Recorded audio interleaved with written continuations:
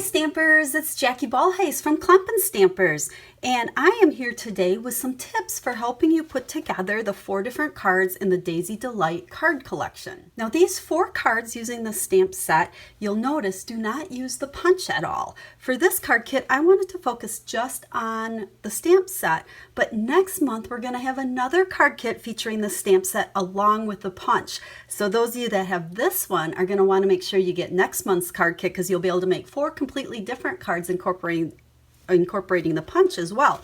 Now, some of you got the card kit while others of you just have the tutorial. So if you have the tutorial, all your measurements and all your supplies are listed on there.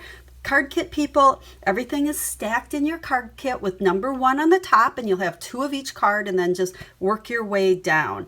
So what I'm going to do is I will go through these card by card and give you a few tips for putting them together. Okay, let's take a look again at card number 1, and you'll notice on this one our image is just stamped in black, both the daisy and the leaves, and then we're going to come in and watercolor it. Now a key here is you want to make sure you're using an archival pad, okay, the Stampin' Up! Archival one, or some other black that is a permanent black, because you don't want that black to smear as you're stamping. So we're going to just go ahead and put our paper on a paper piercing pad. Now you've heard me talk about this before. Whenever you're using photopolymer stamps, you really want to make sure you have that pad underneath or some other type of cushion, because there's no foam in here. There's no, like on your red rubber one, so you need a little bit of cushion to get a really good image. So we're going to just go ahead, ink it up good, and I'm going to stamp it the first time. Okay, give it some good pressure, okay, especially with black, because I want to make sure I have a really nice crisp image here. Now, if you look at that compared to my original card, you'll see that I stamped it a second time. I really wanted it a little bit fuller, and I wanted a few more daisy petals in there. So we're going to ink it up again, and this is where I really love the photopolymer, because I can easily twist it a little bit and see exactly where I'm stamping, and then go ahead and stamp it a second time. So there is our flower, and then with our leaves, all I did was just kind of stamped a couple in here and kind of place them in there, and there is our image. Now I also stamped the thank you on here. I'm not going to do it on this sample because you know how to do that. One of the beauties, and I'm going to chat for a second while we're letting our black dry, this stamp set, it does just have words in there that are thank you words. However, you could add any other greeting that you have with this one. You could make it a birthday card, thinking of you card, baby card, whatever you want. Congratulations. So if you don't want to make all thank you cards, that's okay. Just pull out some other greetings. But the cards, I did use thank you because I'd like to kind of stick to just the set that the card kits are made from. So let's put that aside and take a peek. I hope anyways that our ink is all dry on there, and we're going to go ahead and we're going to start by coloring our daisy. Now to color, we're just using our stamp pads. Squeeze them. Okay, we have crushed curry here, and when you squeeze them, you're going to get this nice ink on here. And I can just go ahead and pick up ink with my aqua painter and go ahead and paint our flower. Now you can get those leaves as dark as you want, by just using a little bit more ink, or even as it dries, you can go ahead and come back in and put another coat if you do want it darker. Just use a little bit more water to make it a little lighter. You will notice in your tutorial or in your card kit, you have the shimmery white cardstock. Whenever you're watercoloring, you're going to want to use either the shimmery white or watercolor paper, because both of those will give you the ability to use water. Okay, with the regular Whisper White and you put water on it, it just doesn't work so good. So after we've colored one color, we just kind of scribble on our scrap paper here to pick up the next color that cleans off our aqua painter, and then we can come in and put a little color. Now you'll notice I am not an artist. Okay, I would say I just slop that color in there. Okay, so you can see how I can add a little bit more and get it a little bit darker if I want. So there we've colored those, and next we would put some either chocolate chip or soft suede in the center. I don't have that one here with me right now, but we'll just kind of skip that. You know how to do that part by now. But what I want to show you, and let's see, I don't know if you can see it on the sample. It's very subtle, but I do have some blue, and I use the soft sky just kind of out here around the flower to kind of make that flower pop a little bit more. Now the key to doing something like that, and I've had people ask me how to do that because they say every time I do it, it smears. You want to make sure that these colors and what you've watercolored on this one has dried already.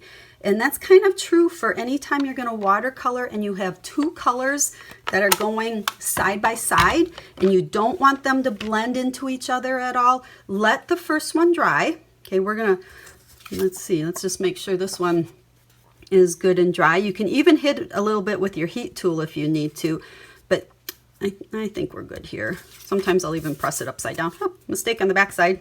But the key that I have found is I'm going to take my aqua painter first and make sure I have water coming out of it. And I'm going to actually just paint with water. Okay, just out around, we'll come out around the leaves here. Okay, we need to work fairly fast.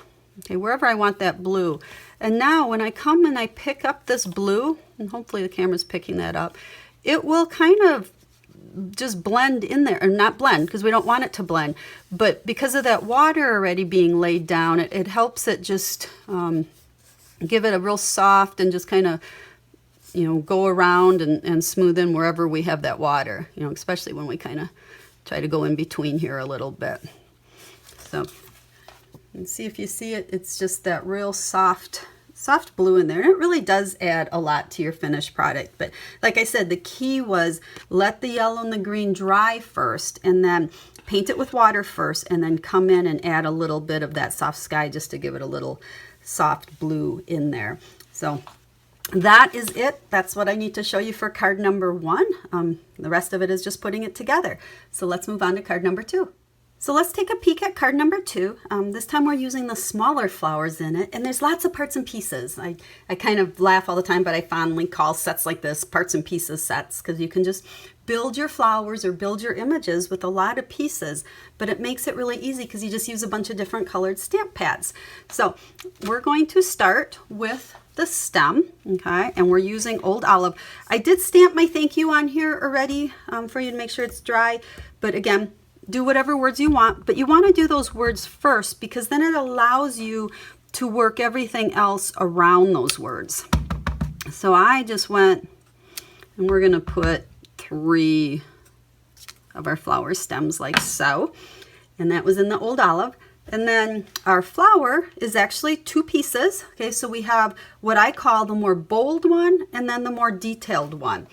Now you could use 2 different color pads, but we're just going to use Crushed Curry. But what you want to do is stamp with your bold one first, ink it up, stamp it on scrap paper, and then go ahead and stamp it on here. So we'll do all 3 of these, kind of angle them different ways. And then we can take our detailed one, go right over the top. Okay, doesn't have to be perfect, but full strength off of the pad because it'll give you your different shades and that one becomes much darker. So let's look at our card here again. So those are those 3 flowers. Now we're going to go ahead and add in these other ones using, with the yellow out of there, we'll use this little stem. And I just, again, kind of stuck some in here. You know, we're just kind of trying to fill this in so it looks like a field of flowers. And then this has the flowers. I have no clue what kind they are, but they will fit. Again, when you're looking through there, you'll be able to line those right up on that other one. So we'll just stick those on there. And then finally, I'm going to add a few more of, this is almost more of a grass or maybe a wheat, or it could be a flower as well. But this one, I'm going to stamp on scrap paper first because I do want it a little bit lighter, just to get another tone of green in here. So we'll stick those, and then the top, like, I don't know, to me this was wheat, so you could put a color for the flowers, but I'm going to do the same thing. I'm just going to go on scrap paper and keep this all green. Then I don't take away from the other one as much. Always make sure you always hit scrap paper first and plop them on there. And there is your field of wildflowers. So we can take a peek at our card again. And that's card number 2. Okay, are you ready for card number 3? This is probably my favorite. I love this technique. We've done this before in card collections, but I kind of really like the look of it, just that messy watercolor look, I guess we'll call it. So we're using shimmery white again, and this will work really good with watercolor paper or the shimmery white, just like the first card we did. And we're using Calypso Coral. So we're going to start out, let's just set this card up here. With our Calypso Coral pad, we're going to have that ready. We're going to have our stamp ready. And we need to get our paper wet. And the best way to do that is with the little spritzer bottles. Okay, I love the Stampin' Up! Spritzer bottles for water. You can also fill these with ink to do different colors or whatever, but I'm going to take that off. And let's move this card. I'm going to actually spray my cardstock. And we're going to give it a couple of I want it fairly wet. And then I'm going to stamp the flowers. Okay. In 3 different places. So we're going to do 1, 2, and 3. Now, if it's not bleeding very much, we're going to come in here and we're going to actually spray it some more because I really want these things to bleed. Okay, so you can see the colors starting to run on there. Let it run.